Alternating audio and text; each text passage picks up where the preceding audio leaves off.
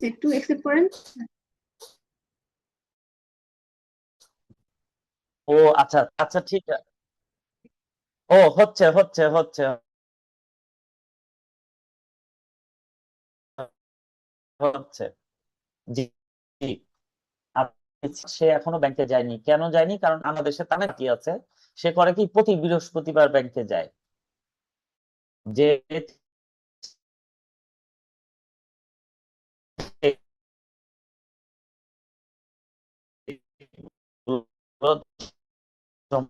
দিন তারপর যাওয়ার সময় ক্যাশ বুকে আমি পেমেন্টটা দেখ কি করবো, ক্যাশ দিব, পেমেন্ট দিয়েছি মহাজনকে। আচ্ছা, আমি তো পাসবুকে সেজুকে যাই নাই, ব্যাংক থেকে কি টাকাটা কমবে? কমে নাই, টাকা ব্যাংক থেকে কমে নাই। নো, এটা একটা কারণ আমাকে।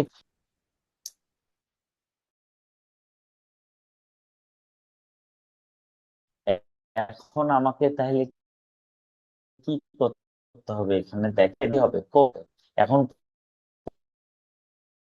পর্যন্ত সামনে, ঠিক আছে। তাহলে এটার অ্যাজ পার পাসবুক, তাহলে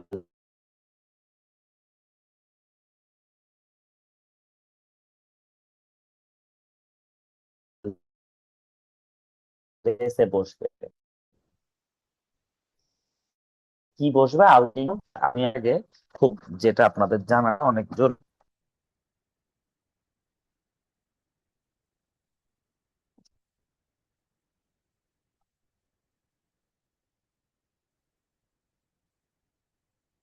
আচ্ছা,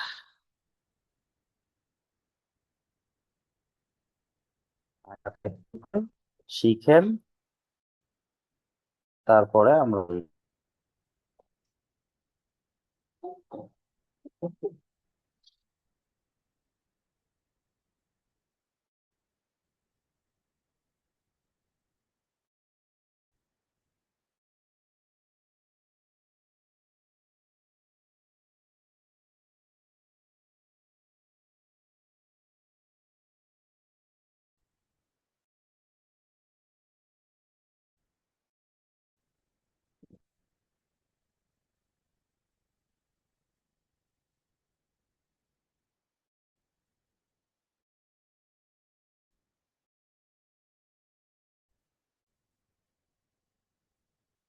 ক্রেডিট মাইনাস।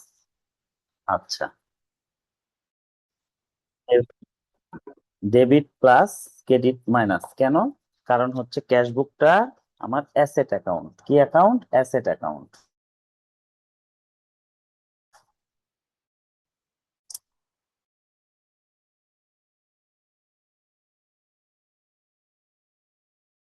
আচ্ছা, তাহলে এখানে কি হবে?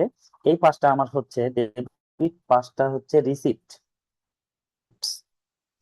আর আর ক্রেডিট সাইডটা আমার কি, ঠিক আছে? ক্যাশবুকে রিসিপ্ট হলো ডেবিট সাইড, পেমেন্ট হলো ক্রেডিট সাইড। আচ্ছা, এবার কেন? কারণ এটা হচ্ছে আমার অ্যাসেট অ্যাকাউন্ট। আচ্ছা, এবার আমরা কোথায় যাব? পাসবুকে। পাসবুক, পাসবুকটা কি আমার লাইবিলিটি অ্যাকাউন্ট। কারণ ব্যাংকে আমি টাকা রাখলে সেটা ব্যাংকের টাকা না, সেটা আমার টাকা, আমি যখন চাইবো ব্যাংক ফেরত দিতে বাধ্য থাকবে। লাইবিলিটি অ্যাকাউন্টে ডেবিট হলো মাইনাস, ক্রেডিট হলো প্লাস। তার মানে কি? তার মানে এইটা হচ্ছে আমার রিসিপ্ট সাইড, আর এইটা কি আমার পেমেন্ট সাইড। ওকে, তার মানে আপনারা যদি দেখেন, দেখেন ক্যাশবুক কি ছিল? Receipt, payment. ডেবিটটা রিসিপ্ট আর ক্রেডিটটা পেমেন্ট। পাসবুকটা তার উল্টা, ডেবিটটা হলো পেমেন্ট, ক্রেডিটটা হলো রিসিপ্ট, মানে পুরো বিপরীত। তাহলে বিপরীত হওয়ার কারণে কি হয়? আমাদের জিনিসগুলো বুঝতে অসুবিধা হয়। তাহলে আমরা কি করব, এইভাবে দুইটা লেজার এঁকে তার মধ্যে সব এন্ট্রি গুলো বসাবো, তাহলে কি হবে, আমাদের জিনিসটা বুঝতে সুবিধা হবে। এটা হলো মূল জায়গা, যে জায়গায় সবাই ভুল করে, কিন্তু কেউ যদি রাফ পেজে পরীক্ষার খাতায় শেষ পাতায় একটা রাফে খালি এরকম একটা লেজার আঁকে দুইটা দিয়ে অঙ্ক করে, জীবনেও তার অঙ্ক ভুল হবে না। ঠিক আছে, তো কিভাবে করব এখন দেখেন, আমি জাস্ট আপনাদেরকে বুঝাই, ইনশাল্লাহ খুবই সহজ হয়ে যাবে আপনাদের কাছে, আপনারা একটু মনোযোগ দেন। দেখেন বলছে, কি বলছে, cheque issued but not presented for payment, টাকা 6,000, 1 নাম্বার এন্ট্রি। হ্যাঁ, 6,000 টাকা পেমেন্টের জন্য এখনো সেটা ইয়া করা হয় নাই, ব্যাংকে এখনো প্রেজেন্ট হয় নাই। তাহলে আমি যখন চেক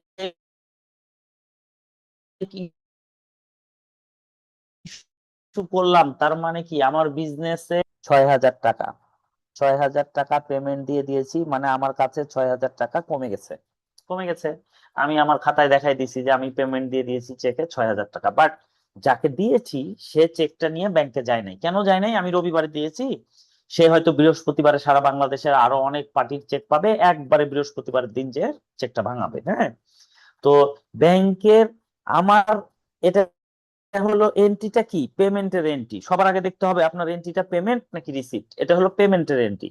তাহলে আমার ক্যাশবুক থেকে আমি তো কমাই দিয়েছি যে আমি এই পার্টির আমার মহাজনের 6,000 টাকা দিয়ে দিয়েছি, বাট ব্যাংক থেকে কি টাকাটা আমার কমেছে? কমেনি, কারণ সে চেক নিয়ে এখনো যায় নাই। তাহলে ব্যাংক থেকে কমে নাই, কোনো এন্ট্রি ব্যাংকে হয় নাই। তাহলে ধরেন আমার অ্যাকাউন্টে 1,00,000 টাকা ছিল, 6,000 কমে গেছে, তাহলে আমার অ্যাকাউন্টে ব্যালেন্স কত এখন রবিবারের দিন? 94,000।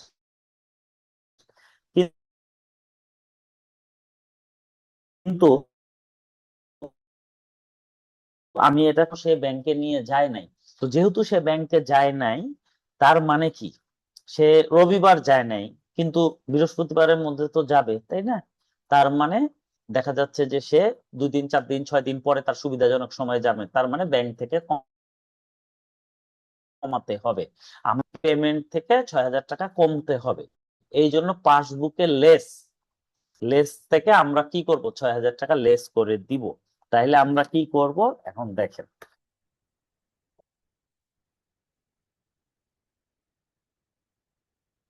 তাইলে পাসবুক থেকে আমরা কি করব, 6,000 টাকা লেস করে দিব। মানে এই যে আমাদের ব্যালেন্স অ্যাজ পার পাসবুক, এখানে লেস আছে, এখানে আমরা লিখে দিব, কি লিখবো, এই চেকটাকে কি বলা হয়, এই চেকটাকে বলা হয় আউটস্ট্যান্ডিং চেক। মানে আমি পেমেন্ট দিয়ে দিয়েছি, বাট যাকে দিয়েছি সে এখনো চেকটা ব্যাংকে জমা দেয় নাই। ঠিক আছে, তো এটাকে বলা হয় আউটস্ট্যান্ডিং চেক। তাহলে এখানে আমি লিখে দিব আউটস্ট্যান্ডিং চেক, অথবা লেখা যায় cheque issued but not presented for payment.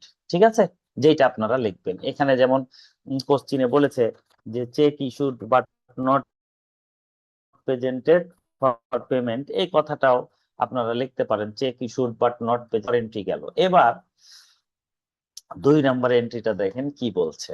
হ্যাঁ, এটা আমাদের 1 নাম্বার এন্ট্রি গেল। আমি এখানে একটু নাম্বারটা দিয়ে রাখি, তাহলে আপনাদের বুঝতে সুবিধা হবে। আচ্ছা, 2 নাম্বার এন্ট্রিটা কি বলছে দেখেন, বলছে cheque deposited in the bank but not collected, টাকা 9,000। তার মানে কি, cheque deposited in the bank, ব্যাংকে চেক জমা দেওয়া হয়েছে কিন্তু কালেক্ট হয় নাই, কত টাকা? 9,000 টাকা। তাহলে এই ঘটনাটা আমাদেরকে এখন বুঝতে হবে। এই ঘটনাটা আমরা কি বুঝবো দেখেন। আচ্ছা, আমি এই যে দেখেন, cheque deposited in the bank but not collected. আচ্ছা, এটার একটা নাম আছে, ডিপোজিট ইন ট্রানজিট। আচ্ছা, তো আমরা আগে দেখব, সবার আগে আমাদের ফার্স্ট কাজ কি, যে এটা আমাদের রিসিপ্ট না পেমেন্ট। চেক ডিপোজিট করেছি, চেক যে আমি ডিপোজিট করেছি, আমি চেক পাই, আমি চেক কোথায় পেলাম? ডিপোজিট যে করব, আমি খুচরা বিক্রি করেছিলাম আমার পার্টিদের কাছে, পাইকারি বিক্রি করেছিলাম, পার্টিরা বাকি নিয়েছিল, তারা আমাকে চেক পাঠিয়েছে যে এই যে আপনার পেমেন্ট নেন। আমি চেক পেয়েছি, পাওয়ার পর কি করেছি, সেটা ব্যাংকে জমা করে দিয়েছি, এটাকে বলা হয় চেক ডিপোজিটেড। দেখেন, কাস্টমার এ পেমেন্ট, হ্যাঁ, দিয়েছে কাকে? বিজনেসকে। এই যে বিজনেসের দিকে তীর, মানে কাস্টমার চেক দিয়েছে বিজনেস, চেক রিসিভড হয়েছে, হওয়ার পর কি হয়েছে, বিজনেস কি করেছে, ক্যাশ বুকে সেটা জমা করেছে যে আমি এত টাকার চেক পাইছি, পেয়ে কি করেছে, সে ডিপোজিট করেছে চেকটাকে ব্যাংকে। চেক ওয়াজ নট ক্লিয়ার, মানে ব্যাংকে চেক জমা দিলে সাথে সাথে আপনার অ্যাকাউন্টে টাকা জমা হয় না, একদিন 2 দিন সময় লাগে, ঠিক আছে, সেই প্রসেসটা হইতে। এই জন্য বলছে চেক ওয়াজ নট ক্লিয়ার। তাহলে এই যে ক্লিয়ার হয় নাই, হয়তো একদিন সময় নিবে বা 2 দিন সময় নিবে, এইটার জন্য হচ্ছে কি, যে আমি ক্যাশ বুকে দেখাচ্ছি যে আমি 9,000 টাকা পেয়েছি, আমার ক্যাশ বুক বেড়ে গেছে 9,000, ক্যাশ বুকে আমি কিন্তু দেখাই দিয়েছি যে আমার 9,000 টাকা বেড়ে গেছে, বাট আমার ক্যাশবুক তো রিসিপ্ট বেড়ে গেল, কিন্তু পাসবুক কি বেড়েছে, পাসবুকে কোনো এন্ট্রি হয় নাই, ব্যাংকে কোনো এন্ট্রি হয় নাই। যেদিন জমা হবে, ক্লিয়ার হবে, সেদিন যায় জমা হবে, তার মানে পাসবুকে যোগ করতে হবে। আচ্ছা, আপনাদেরকে বড় করে জিনিসটা দেখাই, তাহলে আপনারা বুঝবেন।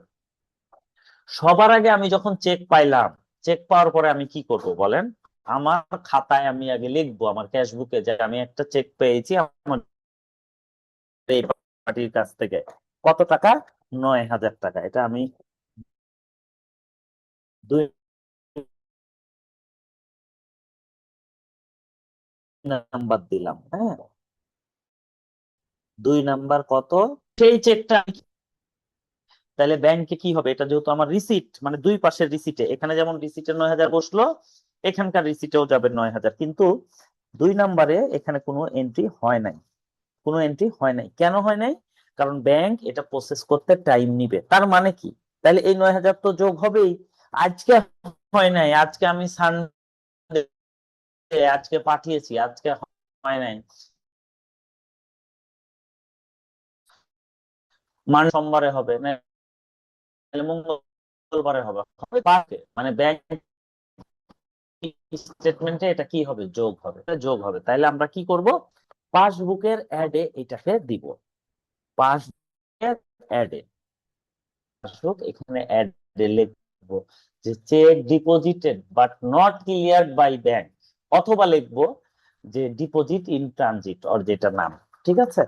আচ্ছা, তাহলে আমাদের 2 নাম্বার এন্ট্রিটা হয়ে গেল। এবার দেখেন 3 নাম্বার এন্ট্রিতে আমরা যাব, হ্যাঁ, আমি এগুলো সব অঙ্কই আপনাদেরকে করে দিব, জাস্ট আমি আপনাদের সাথে বেসিকটা শেয়ার করছি, হ্যাঁ। 3 নাম্বার দেখেন, আমাদের সময়ও কমে গেছে, একটু চেষ্টা করি এটা শেষ করার। ব্যাংক পেড ইন্স্যুরেন্স প্রিমিয়াম 5,000 টাকা। আচ্ছা, ব্যাংকে আমার বলে দেওয়া আছে যে আমার যা ইন্স্যুরেন্স আসবে আপনি পেড করে দিবেন, এটাকে স্ট্যান্ডিং অর্ডার বলে, হ্যাঁ। আচ্ছা, 3 নাম্বার দেখেন, ব্যাংক পেড ইন্স্যুরেন্স প্রিমিয়াম, তার মানে এটা কি, এটা পেমেন্টের এন্ট্রি, ব্যাংক পেড করে দিচ্ছে। আচ্ছা, standing instruction or direct payment এটাকে বলা হয়, মানে ব্যাংকে আমি পারমিশন দিয়ে রেখেছি যে আমার ট্যাক্স, আমার বিল, আমার ইন্স্যুরেন্স প্রিমিয়াম সবকিছু আপনি পে করে দিবেন আমার হয়ে, সরাসরি ব্যাংক থেকে এই টাকাটা কেটে নেয়। আচ্ছা, তাহলে বিজনেস ইনস্ট্রাকশন দিয়েছে ব্যাংকে যে আপনি আমার এই পেমেন্ট গুলা করবেন। এখন ব্যাংক ট্যাক্স দিয়ে দিল, বিল দিয়ে দিল, ইন্স্যুরেন্স প্রিমিয়াম দিয়ে দিল, দেখা যাচ্ছে ইলেকট্রিসিটি বিল দিয়ে দিল, সব দিয়ে দিল, তাহলে ব্যাংক থেকে পাসবুক থেকে সবার আগে পেমেন্ট হয়ে যাবে, আমরা তো জানিও না, যেদিন আমার কাছে ব্যাংক স্টেটমেন্ট আসবে সেদিন আমি জানতে পারবো যে হ্যাঁ আমার এই পেমেন্ট হয়েছে, তার মানে আমার পেমেন্টে এখনো কোনো ইম্প্যাক্ট নাই। যখন আমি স্টেটমেন্ট পাবো তখন বুঝতে পারবো যে ট্যাক্স বাবদ ব্যাংক এত টাকা দিয়েছে, বিল বাবদ এত টাকা দিয়েছে, ইন্স্যুরেন্স প্রিমিয়াম বাবদ এত টাকা দিয়েছে, এই যে এখানে লিখে দিয়েছি will come to know later, মানে পরে আমি জানতে পারবো ক্যাশ বুকে, তাই না। তার মানে কি করতে হবে, ক্যাশ বুক সেমই আছে, পাসবুক কমে গেছে, এখানে পাসবুক কমে গেছে কারণ ওই স্ট্যান্ডিং অর্ডার অনুসারে পেমেন্ট করেছে, তাহলে এখন কি করতে হবে, ক্যাশ বুক থেকে কমাই দিতে হবে, ঠিক আছে।